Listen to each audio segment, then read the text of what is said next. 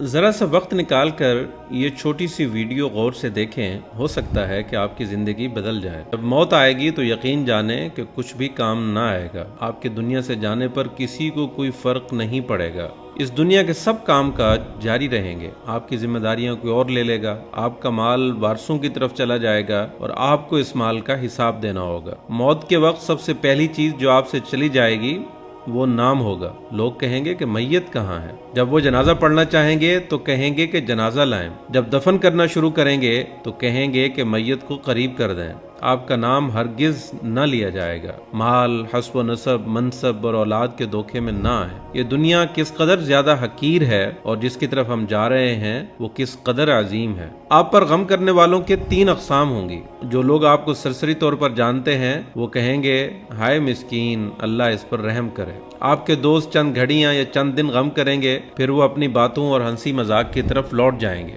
آپ کے گھر کے افراد کا غم گہرا ہوگا، وہ کچھ ہفتے، کچھ مہینے یا 1 سال تک غم کریں گے اور اس کے بعد وہ بھی آپ کو یادداشتوں کی ٹوکری میں ڈال دیں گے۔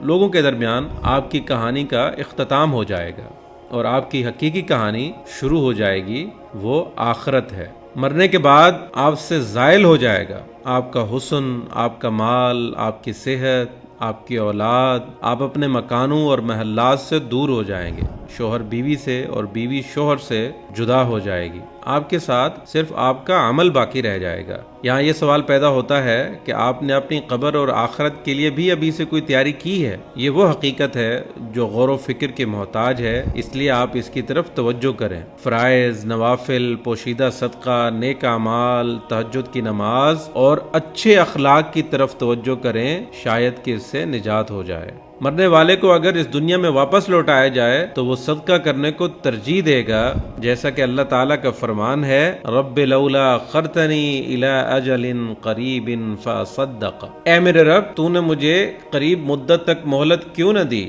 کہ میں صدقہ کرتا۔ وہ یہ نہیں کہے گا کہ میں نماز ادا کر لوں یا میں روزہ رکھ لوں یا میں حج اور عمرہ کر لوں۔ علماء کہتے ہیں کہ میت صرف صدقے کا ذکر اس لیے کرتی ہے کیونکہ وہ اپنی موت کے بعد اس کے عظیم اثرات دیکھتی ہے، لہٰذا زیادہ سے زیادہ صدقات و خیرات کریں۔ اور بہترین چیز جس کا آپ ابھی صدقہ کر سکتے ہیں وہ آپ کے وقت میں سے 10 سیکنڈ ہے۔ آپ خیر خواہی اور اخلاص کی نیت سے اس تحریر کو دوسروں تک پہنچائیں، کیونکہ اچھی بات کہنا بھی صدقہ ہے۔ اگر آپ اس تحریر کے ذریعے سے اور اس ویڈیو کے ذریعے سے لوگوں کو یاد دہانی کروانے کی کوشش کریں گے تو قیامت کے دن اسے اپنے ترازو میں پائیں گے۔ وَذَكِّرْ فَإِنَّ الذِّكْرَ تَنفَعُ الْمُؤْمِنِينَ، اور نصیحت کیجئے کیونکہ یقیناً نصیحت ایمان والوں کو نفع دیتی ہے۔